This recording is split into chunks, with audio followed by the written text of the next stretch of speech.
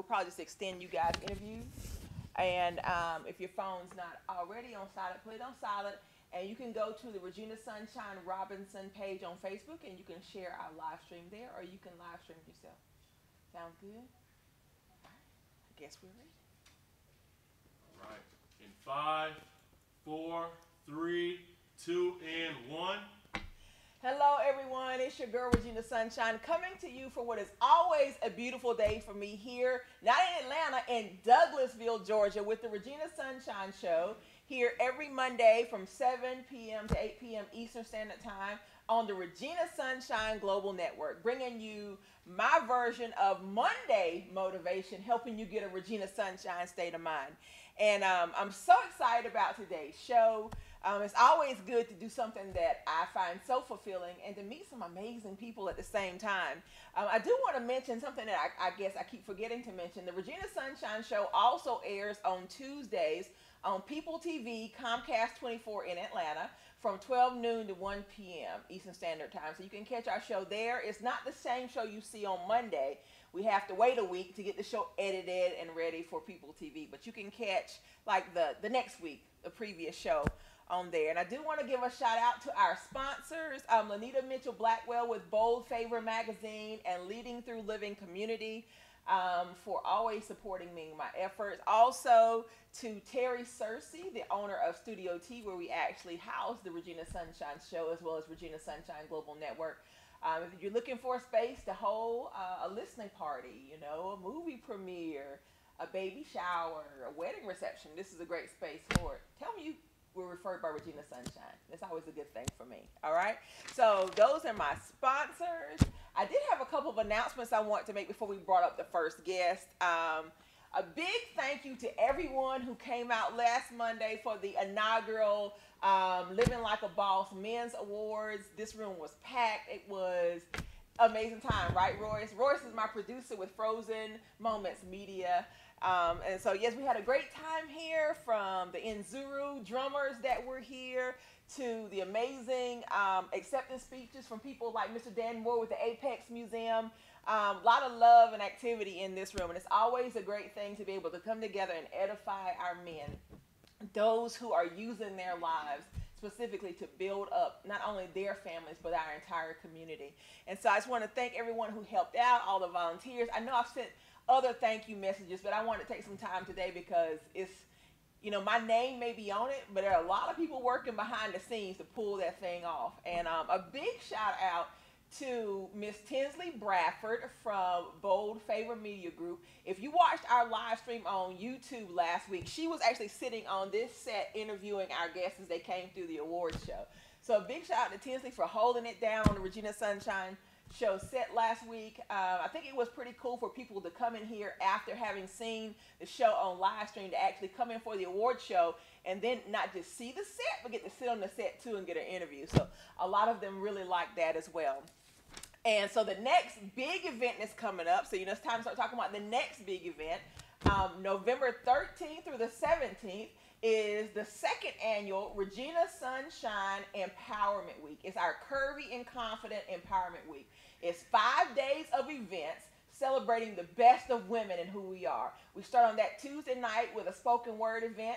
Wednesday is comedy. Thursday is live music. Then on Friday we have our VIP reception, and Saturday is the second Regina Sunshine Curvy and Confident award show and fashion show, and it will be our 4th annual Awesome Girl Awards. So we are now officially opening up the nominations for our Awesome Girls for this year. You know, as we did with the Young Bosses, we honor girls ages 5 to 17 that are excelling in whatever their area of gifting is. If they're an entrepreneur, if they're a dancer, if they're really strong in academics, if they're an inventor, whatever it is their particular area of gifting is, we want to honor and celebrate our young people for operating on purpose. So go ahead and send your nominations for our Awesome Girl Awards to Regina Sunshine Robinson at gmail.com. That's Regina Sunshine Robinson at gmail.com. And all I need is their bio and why you would say they're an awesome girl. And we would definitely get them in the running for our Awesome Girl Awards. All right? And be tuned into not only my Facebook page, but the Regina Sunshine website for more information on all those events. And if you want to participate, if you want to sing, if you're a stand-up comedian or you're a spoken word artist and you want to perform as a part of Regina Sunshine Curvy and Confident Empowerment Week, let me know, because we have a great time and we would love to have you come and have a great time with us. All right? So I think that's it. All right, so before we introduce our first guest of the day, I always like to go to my first break talking about something I'm thankful for. And today's note I'm thankful for God's hand of protection on my life and for his protection over my family. There are so many things that are happening around us, and I'm just so thankful that he continues to watch over us and protect us. And not only that, but give us favor. I have to give a quick big shout out to Dr. Robert Watkins and Dr. Sandra Fuller over at Conquer Worldwide. Had an amazing meeting with them at the Conquer Worldwide office this past Friday. Looking forward to some great things coming from that. So I'm thankful that God continues to align me with people like that who not only catch the vision, but decide to invest in the vision and support it by walking along with you. Those are always good days. All right, so we're going to take a quick break. When we come back, we'll have our first guest here on the Regina Sunshine Show on the Regina Sunshine Global Network.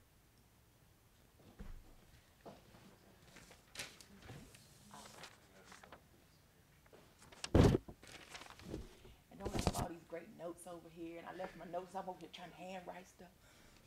You ready? Yeah, right over there. Welcome. Yes, you ready? Mm-hmm. Why are you pacing? I said better pace and make All right, we're back. We are.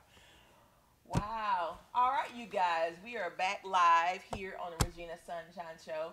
And I don't have a particular thing for this show, but I think this does fall in the People You Need to Know series. I think this is perfectly under it because there are people on this show today that you definitely need to know. Welcome to the show, Evonna. And how you pronounce your last name? Evonna Christmon. Evonna Christmon. Welcome to the show. Thank you for having me. Well, you know, I always like to mention how I met someone, and I'm thinking, did Dana Butler connect us? Or who? Because people always connect to me and say, you need to know this person or that person to connect with you. Who connected us? So I don't know if you remember Preach the Prophet, but I had met him. Preach the Prophet, yeah, yes. I met him at an event maybe a few months ago. And I don't know, I randomly met him in the parking lot. And I just told him about my idea with Blossoming Brown Girls. And he literally, you know, we exchanged numbers. And he gave me your number. And he was like, you need to call her. She knows people. That's funny. So I think I sat on your number for maybe like a week because I was just, you know, you just kind of second guess stuff. So when I called you one night, I was leaving work.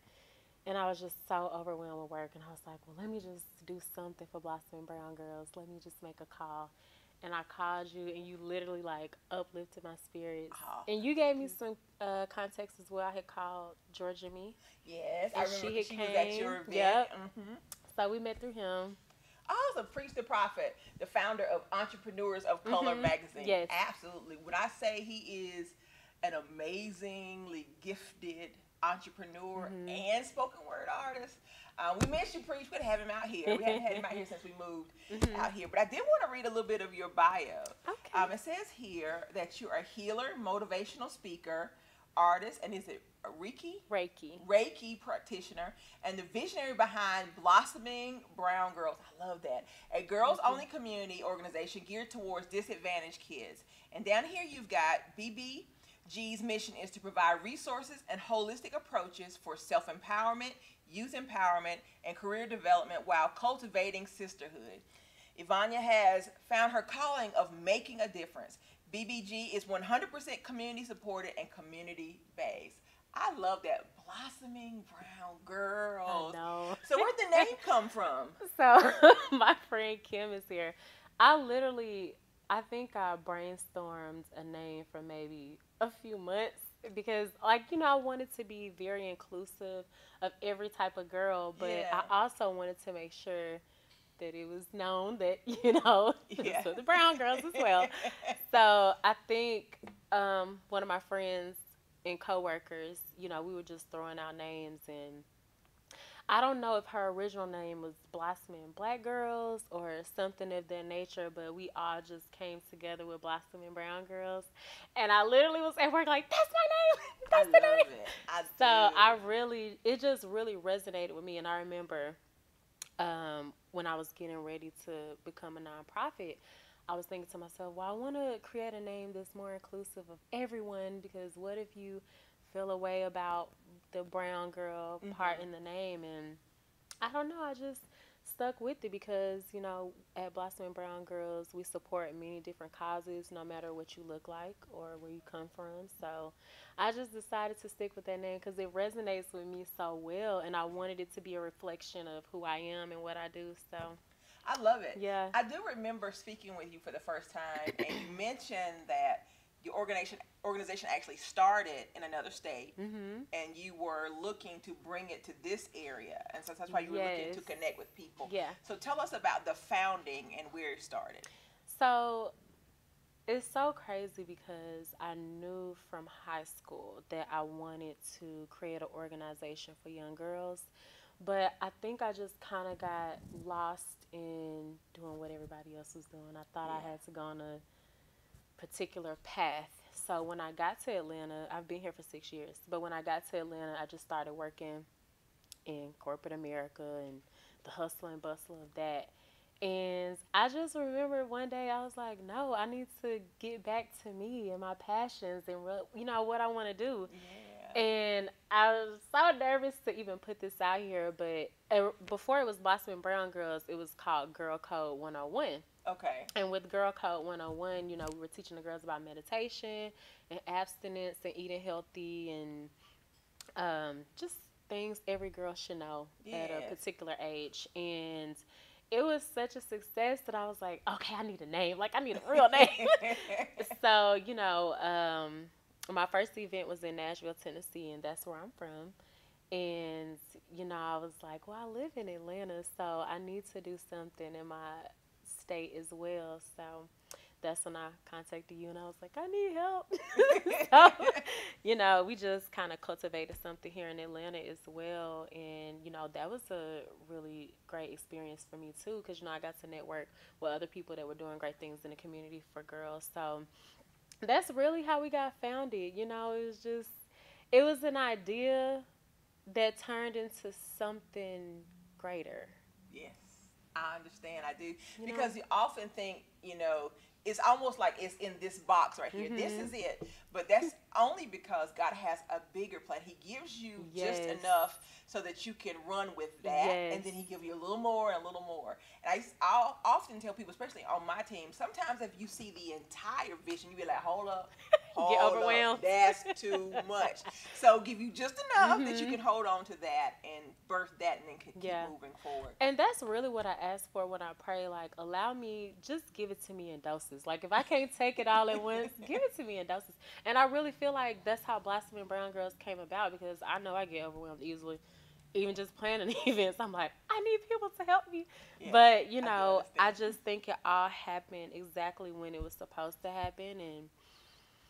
And this year, I took a leap of faith, and I left my job to put my all into Blossoming Brown Girls. And as of today, I got an email that we're a certified incorporated company, so we are a nonprofit. Congratulations! And I'm so excited. Yes, thank you so much. So that is a leap of faith because, in fact, June 30th is my leap of faith. I'm leaving my job on June the 30th of this year.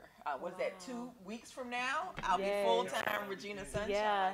But it gets to a point where you recognize that the time you're giving to someone else's dream and the mental energy that it takes to do what you're doing for them takes away from the dream and vision that God has given you. Now, we're not telling y'all to quit y'all job. I'm not telling you that. We're not telling y'all. Y'all better know for sure what you're supposed to do when you do that. Because when you know you've heard that that's what you're supposed to do. Yeah. And that's even, I remember whenever I first made, I knew I was going to do that. And I was talking to my coach, and then you have those moments you kind of be like, you know what? You start backtracking.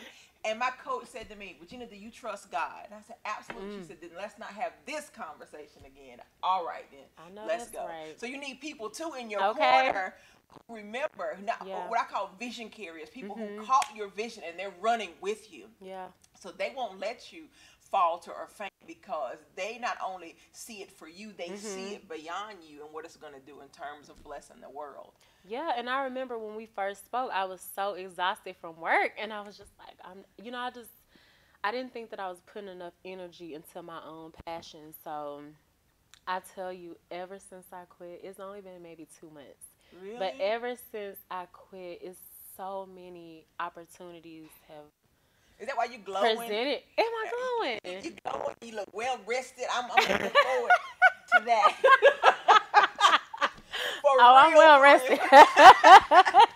But seriously, like, so many opportunities has presented itself because I was so fearful. And, I just thought about things that could possibly happen. And when I tell you none of those things have happened, nothing but opportunities.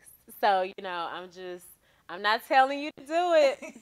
I'm just telling my story. But, it's been nothing but opportunities and blessings, and today we became a nonprofit. So that's awesome. it's just, that's awesome. Yeah. Now, I guess you I already am glowing. mentioned your first event here and the Georgia Me. And I saw the clip where Georgia Me performed for the girls, which is amazing. And one of the girls on my staff, Aria, and her daughter actually went to the event, and she raved about what an amazing experience it was, and her and her daughter really connected during the time. So I know firsthand from the people I've talked to how impacted they were by the time they spent with you. So when you put together an event like that, what are some of your goals in terms of what you want to happen or what you want people to experience? So some of the things that I want to happen is I want the girls to be able to authentically be themselves, because I feel like there are not enough spaces where we can just come in, sit together and talk and just be open and honest. And the only reason that Blossom and Brown Girls came into fruition is because of me and my inner little 5-year-old, 9-year-old self. I just wanted to give girls the opportunity to have something that I feel I didn't have. And I just want to make sure that whenever you come to one of our events that you get some information that you didn't once know, whether that's holistic approaches to how to overcome self-esteem issues or boost your confidence, or how to meditate, how to pray, anything that's going to help you whenever you're struggling with hard times, or anything that you need to know about yourself, or becoming a teenager, or becoming a young woman. So I just really want to cultivate a space that's healthy and that they feel happy, and just truly taking away tools and resources to become a better person, a better brown girl. I like and that. To also see, positive, we were just talking earlier, to see positive black women doing things in the community is like, I want to be like her. You know? So, yeah. Well, the interesting thing is you set up this event to minister to the girls, but the women that are there leave so empowered. Yes. So it's like you're tapping into, as you said, the little girl inside of them and reaching back, saying, come out. It's okay for you to be, who you are. And I think that's true, because whenever we have events, it's the mothers or the guardians that's crying. It's like, oh, I touched you. But, it's like the mothers is crying like, man, I didn't have this when I was younger, and I don't know how to start these conversations with my daughter. It could be anything about abstinence, taking care of your feminine hygiene areas, and just anything about becoming self-aware. And just anything. I don't know why it's so hard to have these conversations, but it is. And I just want to make sure that I have a space for you. Like, you can talk about this. It's okay. It's just us. Well, I'm sitting here thinking, there's a space I think will be great for you to do an event. You ever heard of the Sweet Spot in Atlanta? The Sweet Spot? Yeah, they do vaginal steaming. Oh. But it is such an amazing facility. It's such a girlfriends type of space because they do, before you even get into, you know, go to the steaming part, you know, they have, you go to the oxygen bar, get oxygenated, they have an herbal tea, detox tea, you go into the sauna and you steam before you even get on, you know, the steam pot. And so then it becomes like a women, and you get all your girlfriends sitting around, and then you start talking about stuff. You know what I'm saying? So I think as you're talking, I'm thinking maybe there's a time when you have a mother-daughter thing, and then you just take the mamas and snatch the mamas away and take them to something like that. I think will be pretty That's a good idea. I like that. I'm going to have to write that down. You have to write that down. I like that. And I know you did your first event at Tassili's, right? Yes, it was at Tassili's. The best kale wrap in the world. I have to say that. I really have to say that. They do. Absolutely. I had a friend of mine. We were at an event that Professor Griffin invited us to whenever, I can't think of her name, just passed last year. Oh my goodness. Amazing speaker, wrote the book about the balls. Can't think of it. All right, so he took us to that event, and Tassili's. I had a friend of mine who was like, I am not eating a kale wrap. She said, I only eat meat. I'll never forget it. I only eat meat, and I was like, come on, try it. And she was over there licking her fingers. Yes. She was like, this is so good. My favorite is the punani. That is the best one. Yes. So why did you decide to have it in that type of space? You know, I wanted to have it in an area that was predominantly, even though Atlanta is predominantly black, but, you know, I wanted to have it in an area where I believed most people would be, most women with children. So it was a good area to have it. Tassili's was more than accommodating for us. But I just want to make sure that my events are in areas that are easily accessible to most people. That makes sense. So moving forward, you got your nonprofit now. What's next? So one thing about it is I have a managing director, and he gives me amazing ideas. And he was just telling me that, and it's a lot of things that I want to support, a lot of causes. And one of the most important causes for me is suicide prevention. Okay. So we're going to have walks and hikes with another group of women. I'm not sure if you're familiar with Girl Trek. No. Well, Girl Trek is the #1, it's like a black-owned hiking company. Okay. And one of my friends, she's a part of it, so she's having a suicide prevention walk, and we're going to be a part of that. So we're going to be definitely supporting a lot of causes, just to expose the girls to different things that may come up. Yes. Maybe not with them, but just friends or family and how to deal with certain things. So we're going to have domestic talks, domestic abuse talks, suicide prevention talks, and we're just going to be supporting a lot of different causes that are important to our communities that we don't talk about. Yeah. But yeah, this summer we're also going to have a not a painting sip, but, you know, a painting class for kids. So they can sip some lemonade, right? Long homemade lemonade. Some birds and stuff. But yeah, we're gonna have a painting class because I'm also an artist. It's one of my newfound abilities that I find out I'm good at. So we're gonna have a painting class for them, and just a lot of different summer activities just to keep them, you know. I love that, newfound abilities. You know, for some reason people think that you can't continue to evolve and grow. Right. At a certain age, you can't discover new talents and abilities, but you can. Yeah. I did not know how well I was at painting. For real? And just freestyle painting, like, check me out. That's because I'm good.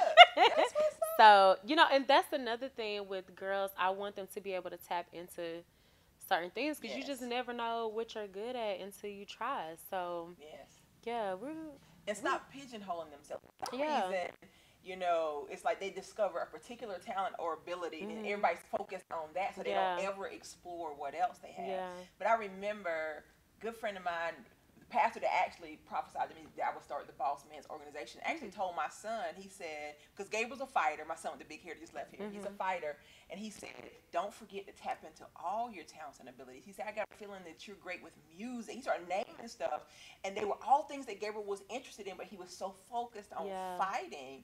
And it was the first time he realized, you know what, maybe I can explore these other things and still be a great fighter. Yeah. So I think those are important conversations to have, especially with our young people, because it's not a conversation they hear all the time. True. You're normally told, find this one thing and work real hard at that. Yeah.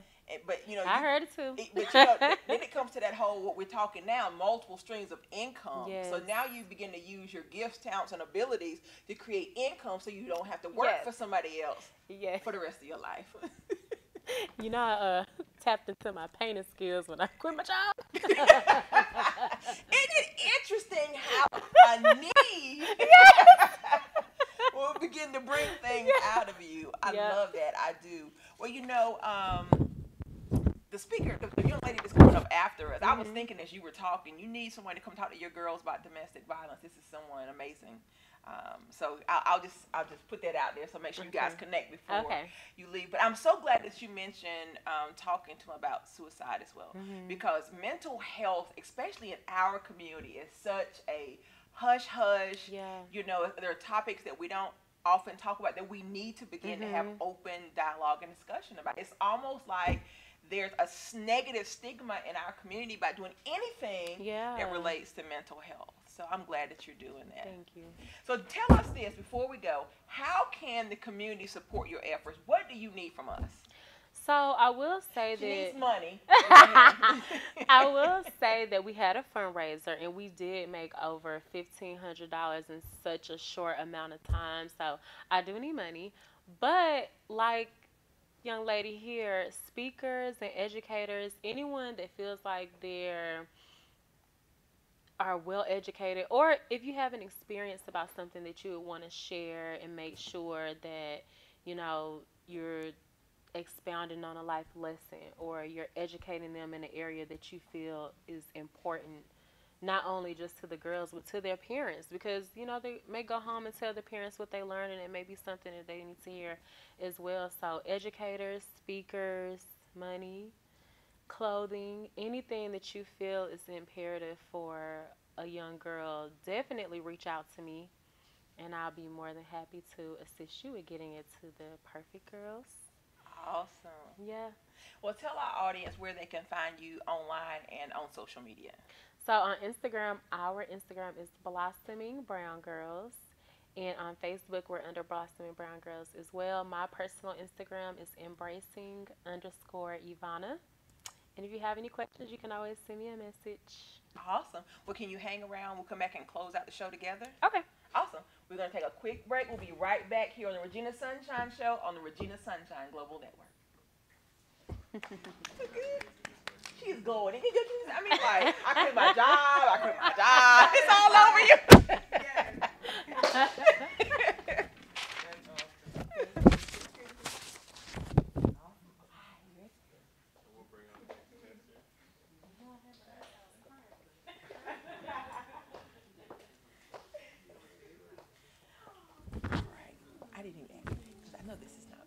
Matthias. Okay, so I know it looks a little different. First, I kept thinking I had typed it somewhere wrong. Then I went back and said, no, it's like that on the thing. All right.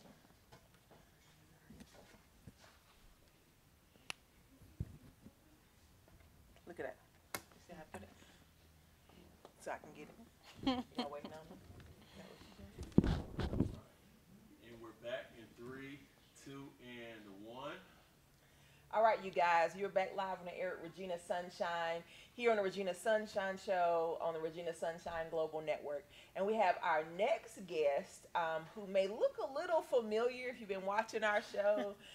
She was here a couple weeks back with her husband with some amazing food for a food tasting. Welcome to the show, Miss Mathias Reed. Right. Thank you so much for having me. So good to have Thank you here. Well, you know, I always mention how I met. So when I met you in this room, I was actually here preparing to launch Regina Sunshine Global, and you and your husband were here taking anniversary pics. I was so happy. The love just filled the room. And just to interject, we may need to just project just a little. Okay. I guess I just wanted to remind you. Okay. I want to make sure our listeners catch everything. Okay. All right. Awesome. And I remember afterwards, our producer, Royce, I don't know how to call himself, I don't know it, Royce, with Frozen Moments Media, actually took a great picture of you and your husband. And I mean, it looks like black love for real, for real. So thank you for coming back and being with us again. I did want to read a little bit of your bio so much, so I'm going to take like a snapshot. All right, we'll talk it about says that you are more than a phenomenal vocalist and psalmist. You are also a purposepreneur. We're going to come back to that. Purposepreneur and philanthropist who has served as an innovator of community-based initiatives that inspire and improve the quality of life from the inside and out for more than a decade. As a professional inspirational speaker and producer, Kai attributes her success and endurance to the hardships she's had to face and speaks publicly about them as far as domestic violence. You're an advocate for domestic violence survivors as well, and dating violence, which, man, so much we got to talk about. Her message is simple. Your past does not dictate your future. Tap into your inner power. Be empowered and overcome. Wow. I remember, we're going to hop right in. I remember the night I met you here, and you opened up and began to share some of the experiences in terms of what you had overcome, being in a situation where you were abused. So I know firsthand from hearing from you why that is a passion of yours. Yeah. But tell our audience why it's so important to you that you speak out for those maybe who don't have a voice. Yeah. So when I was raised in a home by a single mom. I was an only child, and I remember the sound of abuse constantly. I remember being physically abused by my mother. Later in years, I found out there was some drug abuse and some things like that. She was 17 when she had me, so she was a young mom, did the best she could. But even after being separated from her for a season of my life, even though the abuse towards me stopped, the abuse in the house didn't stop. Yes. So I remember waking up to the sound of fighting constantly. As I grew older. And I remember being that only child, just kind of silencing the sound of fighting and just trying to do my best to just get through the days. Yeah. Fast forward many years later, my mom and her now boyfriend, we moved to Houston, Texas, and now I'm about middle school age. And so in middle school is where I experienced Jesus for the first time like never before. My mom put me in a good church because my grandmother probably was like, you better put that baby in the good church. She's got a gift. I don't care how you act, you put that baby in a good church. And so she put me in this amazing church, and I got really involved in the youth ministry. My mom would go on and eventually marry this gentleman and have a baby with him, my baby brother. His name is Rainey. And then after living in Houston, Texas for about 3 years, we moved back home. So now it's my freshman year of high school. I had grown very fond of music and worship, and I played the violin when I was in middle school. So my heart had already been captured by God. I was filled with His Holy Spirit when I was about 13 years old. And so I had this encounter. I didn't know that a year later to the date that my stepfather would walk into my bedroom, sexually assault me, stab me 13 times, and beat me beyond recognition after murdering my mother. And so when you have an encounter with God like that, and then your life literally is almost snatched from you, you constantly question, why did I survive? Yeah. And why did my mom go on to be with you? What is my purpose? What am I here for? So I would go on really to spend the next several years of my life as a young evangelist. My grandmother knew at that age that I had a powerful anointing, a powerful gift on my voice. As a matter of fact, one of the stab wounds that I got was in my neck. As my stepfather was literally assaulting me, he was on top of me and he took the knife and stuck it in the side of my neck. And so that is the side that I played my instrument on. And so because of the trauma I experienced, I literally lost feeling on this side of the neck. And so God literally transferred the anointing for the violin to my voice. And so because of that, and because of what the sound that would come forth from my voice, I mean, I was offered record contracts, record deals out of the wazoo. My grandmother was like, no, the world can't have her.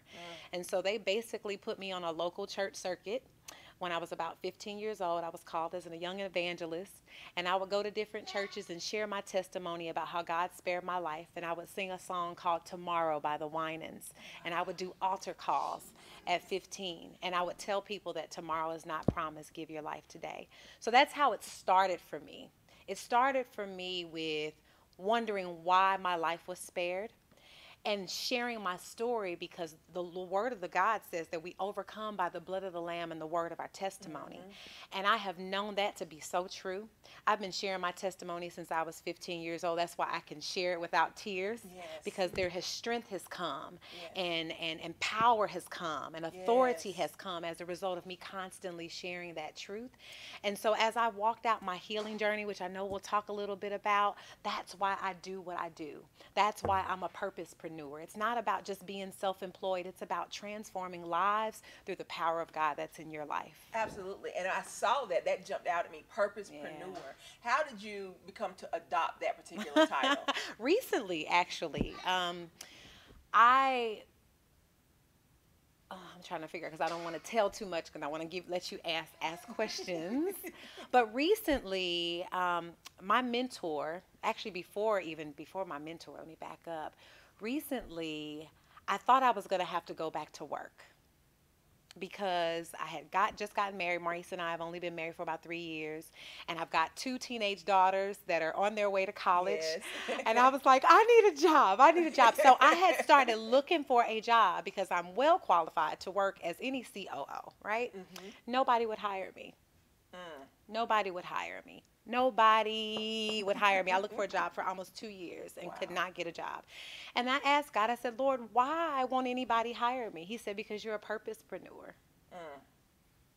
Not just an entrepreneur, but a purposepreneur. And from there is when I started searching, well, what does this mean exactly? And that's when I connected with my mentor, Marshawn Evans Daniels. And she hired me to help her launch Godfidence Live, her Godfidence Live retreat, right before she did her Believe Bigger, because there was something that God wanted to impart in my life through her, so that I could believe who I was. You know, because sometimes we forget. You know, life has a way of beating you down. Life has a way of making you think that it's not going to happen for you, especially if it's taken a long time. Yes. And God had to remind me of who I am, and then started sending women in my life that kind of reassured me constantly. So today you're walking in your purpose. Oh, my God, yeah. What does it feel like every day to get up and know you are exactly where God told you to be? It feels like, I was trying to find a word. Only thing that comes to me is moksha. I don't know why. I think that's Indian or something. But it's so liberating.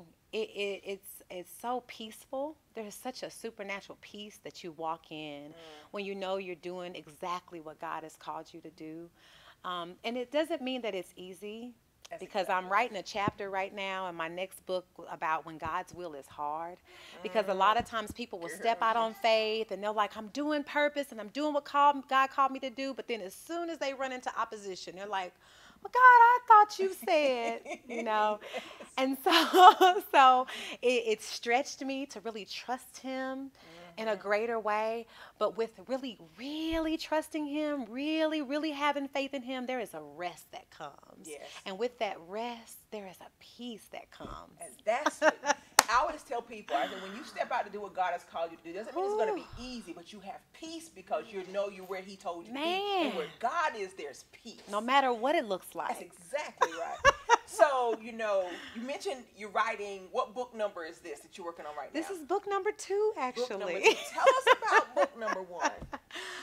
So book number 1 was a part of my healing journey. Yes. I had gone through a divorce. So I married my daughter's father, who actually became abusive. So I was stuck in a cycle and did not know that.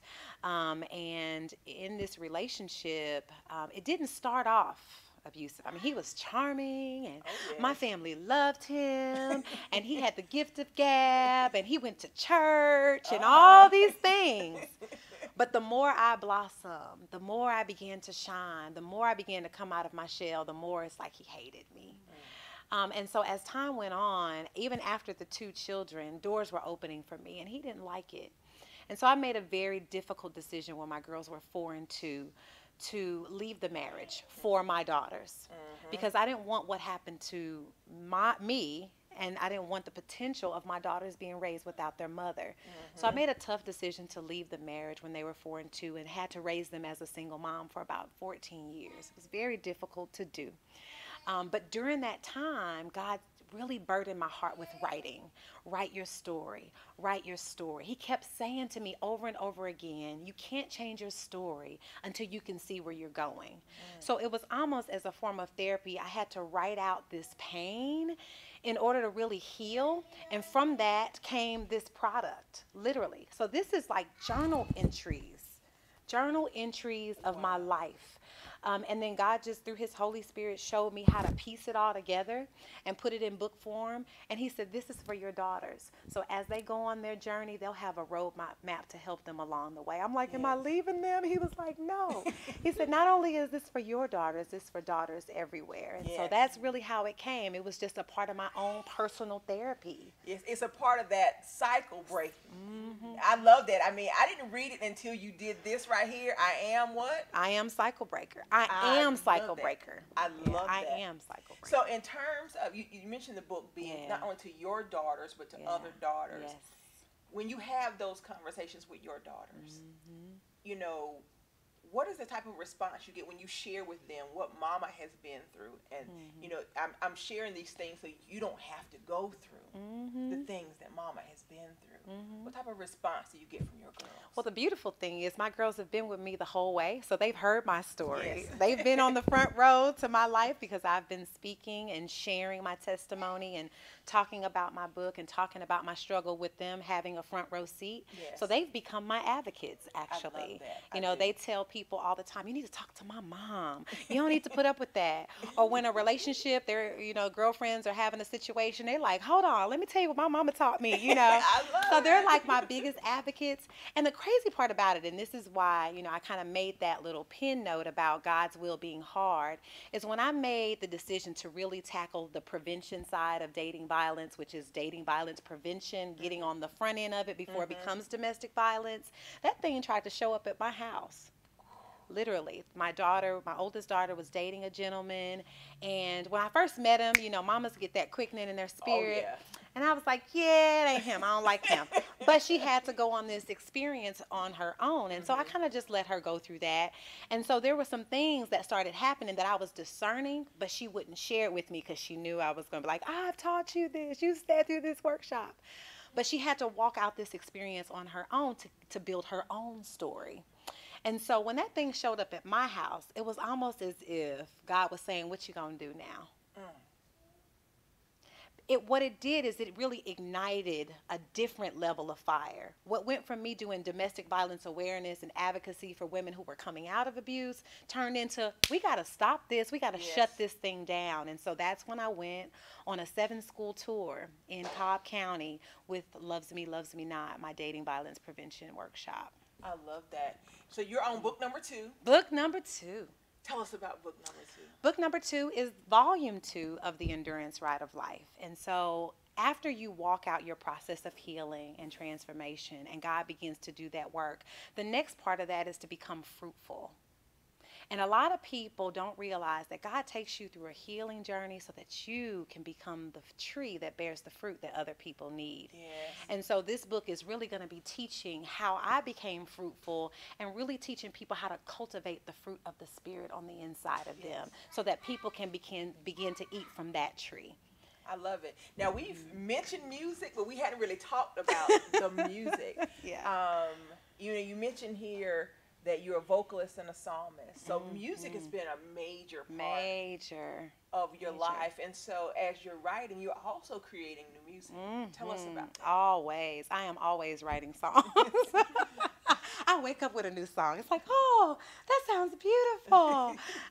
And so my hope is to, I'm going to be doing my benefit concert, which is the 5th annual For Our Daughters benefit concert, where we're breaking the cycle of domestic violence through the arts.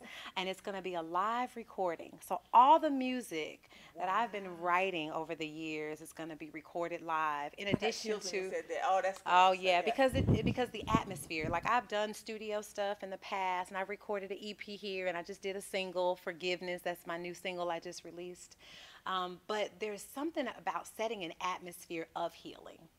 There's something about setting an atmosphere where people can really feel and experience the power of God through that song that just comes from heaven. Yes. And so that's what this new experience has been like for me. It's just like literally songs from heaven that really usher in healing, redemption, and restoration, because that's the season we're in. People need to be redeemed and restored. Now, I know we weren't set up for, but I'll come back to do it. And I just want you to sing something. I don't know how we're going to be in this space and you're not going to sing something for us.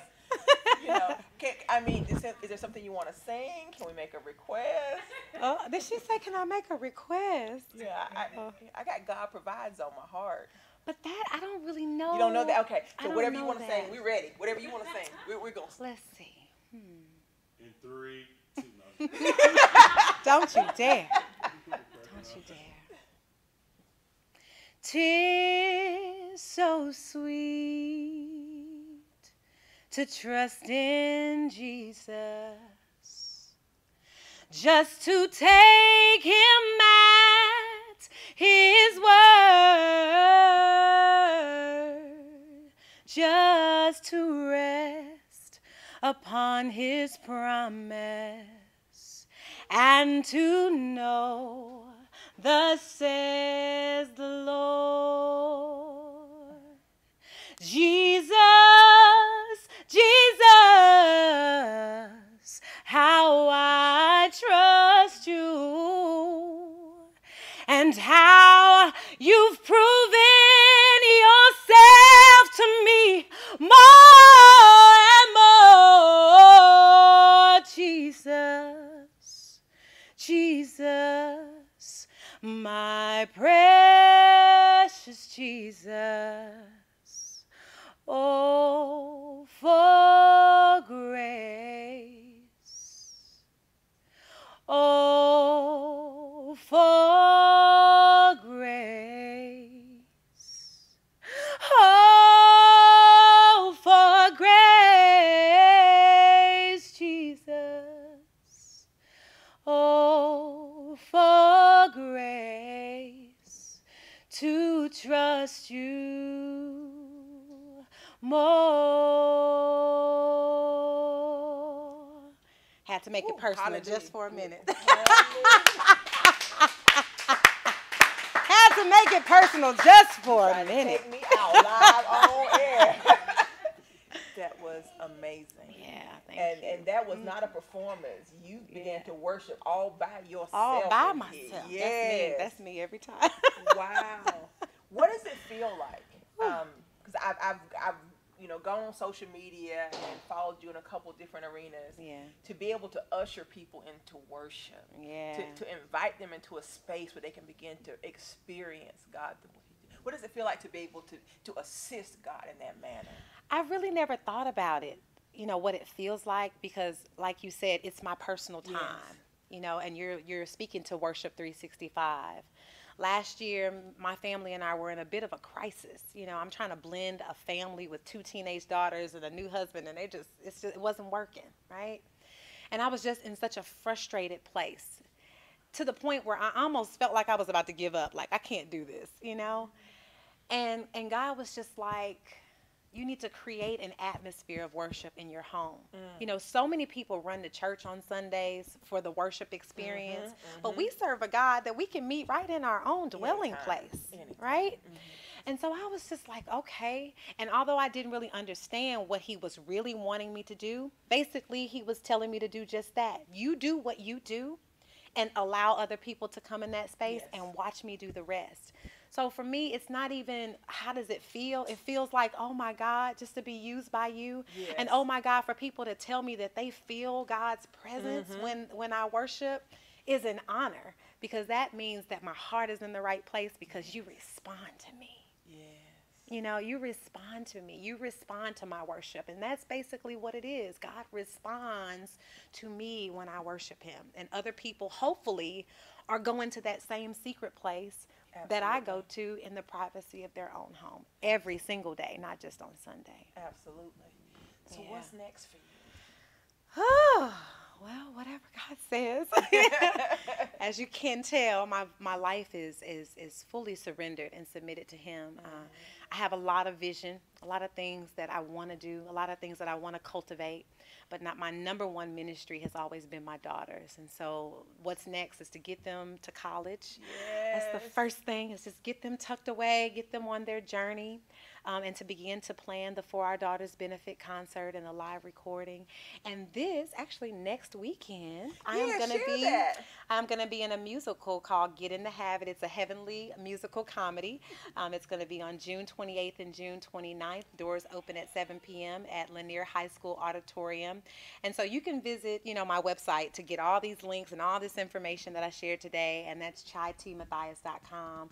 I just want to keep flowing in God's grace. I just want to be where he wants me to be. Yes. That's it. You know that song that Tasha sings, I want to be where you are. Yes. I got to be where you are. Whatever you're doing, don't do it without me. That's right. The space that I'm in right now. Girl. Anybody else want to run around this room? Whatever you're doing, don't do it without me. So whatever that is, I just kind of flow where he leads me. That's a beautiful thing, because that's what most people are looking for. They don't know what they're looking for. They just know they're looking for that space where they are fully in tune and connected, and they are walking out their purpose in the earth. And that hole that everybody's trying to, that's what it is. That's what they're Only trying God to can fill that hole. God. And when he fills you, then you can fully go out and be fully who you're supposed to be. I'm telling you, I look for love in all the wrong places. When I was a little, even in my teenage years, that 20s, when I just was like, I don't want to do this church thing anymore. I want to figure things out for myself. And even after my divorce, it was like, I was just like, I want to figure it out for myself, because I couldn't understand how God's will could be so hard. Couldn't understand how God's will could be full with so much pain. But even after all of that searching, looked all over, couldn't find nobody greater. He was the one. And so no matter what journey I tried to take, what path I tried to take, the peace, the reassurance, the comfort didn't come until I found myself back in his will. Absolutely. Every single time. Every time. Every single time. I always tell people it's perfect will versus permissive will. I mean, when you're in that space, oh my goodness, it's such a different, your thought process is different. Everything is different because you wake up purposely looking for what it is he would have you do. Absolutely. Wow, I thank you. This has been an amazing interview. I look forward to having you back. We need to book for some events, Royce, or something. We put on some stages and let us shock some folks. They come for one thing, and next thing they know, I love that. I would love to do that. I got jazz, inspirational jazz. I got it all. Yeah. I like that. Like I said, you start with one thing and then we shift them over to something else. Because I can't remember who it was. It was a gospel artist. They invited her to a club to sing something. I don't know what it was. Next thing you know, she was doing gospel. Yeah. Head out in the club. They didn't know what they came for. You gotta go where they are. Exactly. Got to go where they are. Awesome. Well, we're going to have a quick break. Yes. We're going to bring our other guests back so we can close out the show together. But before we do, tell our audience again your website. You mentioned it a second ago. Tell them one more time. Yeah. So my website is chitmathias.com. That's CHI, the letter T, Mathias, MATHIAS.com. You can also find me on Instagram, Twitter, Facebook, and all of the other things out there at Chi, that's CHI, _ like the T. Awesome. Well, we're going to take a quick break. We'll be right back on Regina Sunshine Show. Yay. Oh. That was so good. Regina like, I don't even know what to do. Yes. You want me to slide down this way? Yes, like okay. she's going to come and sit. Now, if there's anything else that you guys didn't say that you remember, sometimes you finish like, oh, I should have said this, whatever. Yeah. Make sure you mention it as we close out. Okay. All right, so we ready for our closing? I told you, you're going to talk to your girls, right? Yes. All right, in 3, 2, and 1. Awesome. I hope you're not just tuning in. This has been an amazing show. It's definitely one of our People You Need to Know series shows. And so I wanted my guests to come back and close out the show with me to give them a chance to share from their heart specifically to you that are listening, maybe about some challenges you're going through. So I'm going to pose you guys with this question. I want you to answer to the audience. If there's someone who's listening and maybe they're in a space where they know they shouldn't be, or they may be supposed to be doing something that they're not doing, what's your word of encouragement at that first practical step to begin from where they are to where they know they're supposed to be? And start with you, Evonna.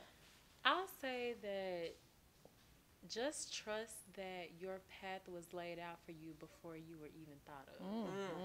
And I think for me, that's what really got me through, because like you said, you know, you started off playing violin and things like that. I played the violin as well. So, you know, you just got to really trust that your purpose here in life is much more grand than what you can even fathom. And that's just really what gets me going. Awesome. And I would just piggyback off that to say, stop looking at what everybody else is doing. Yes. And really get to a place where you can hear. You know, one of the things that we're experiencing in this culture right now is busyness and distractions. And I think the most wonderful thing I ever did was to get still and to get quiet and to begin to listen. Listen for the direction. Listen to the voice of the Holy Spirit and just ask, what am I here for? And the Holy Spirit will begin to give you step-by-step instruction. He gives you just enough light for the step you're standing on. And when you take that first step in faith out of obedience, then he'll give you another step. Obedience, then he'll give you another step. And so that is the most practical thing that you could do, is to just get still and listen and wait for the answers. Yes. And you know, you're right. The busyness of life so often interrupts the hearing. And I tell people, I know when I'm getting too busy, because God began to talk to me in my sleep, in my dreams. Like, okay, I got you still for a minute. Let me tell you what I've been trying to tell you. And so that is like the flashing light for me to stop. You need to pull back for a moment, because you're so busy, you're not hearing what God is trying to tell you. And we all need to be in that place where it's as quick as I'm at a red light. He says, go left, not right. You got to be hearing so completely that you are in tune with every single move for your life. And again, if you've got noise from this direction and that direction clouding that, you got to restructure, recenter, meditate in such a way that you're clearing those voices, so you're hearing the voice that you need to be hearing. That's right. Yeah. So I thank y'all for being here. Yes. I can't wait to have you both on for different reasons. I'm already thinking about stuff. What I do want you to do is remind our audience again how they can reach you. And if you had one parting thought, there's something you just wanted to leave our audience with today, I want you to share that. Okay. So, Chai. Well, Chai, like the tea. Mathias Reed, that's CHITMATHIAS, and at Chai, CHI_ like the tea. One parting thought.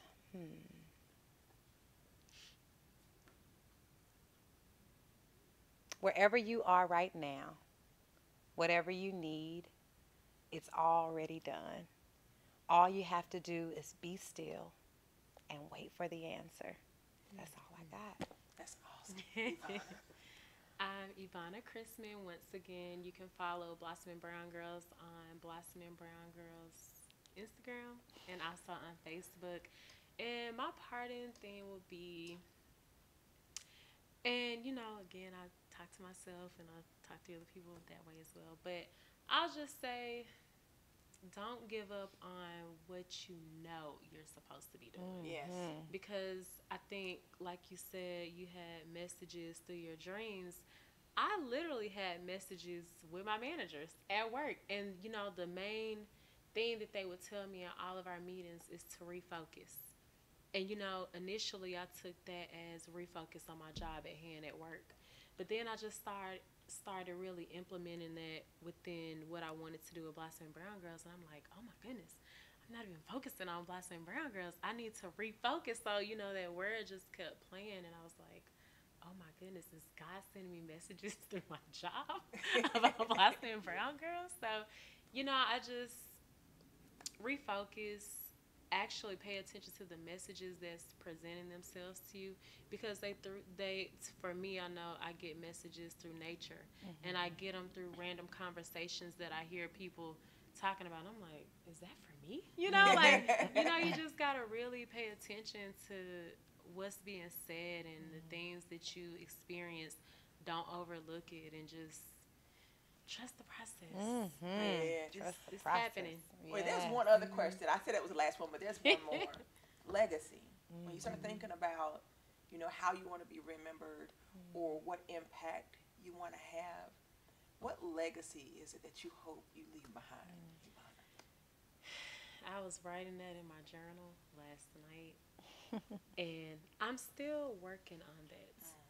But I will say I really just want to leave behind a legacy of peace, and a legacy of destroying generational curses through girls, through young boys, through everybody, and just really healing our communities. I want to leave a legacy of healing. I love that. And I definitely echo everything she's saying. I mean, the cycle breaker says it all. Yes. And, you know, the fruitfulness of that tree. Every fruit of the Spirit we are to cultivate. And so when people encounter me, I want them to say, oh, she's so loving. She's so full of joy. She's so full of peace. Even when I'm in my quiet space, because I have those moments where people can't read me, but it's just me drawing into myself for a second. I come back out. But to know that every time I took a stage, every time I spoke a word, it was to edify, encourage, and build, and give people the empowerment and the encouragement they need to endure until the end. Yes. You have to. Yes. You can't give up. No. Wow. Wait, if you guys weren't blessed, this was for me. I fully receive all of it. Thank you so much for being here. To our audience, I leave you with the words I always leave you with. Remember this: God loves you just the way you are. You are beautiful because you were created in love.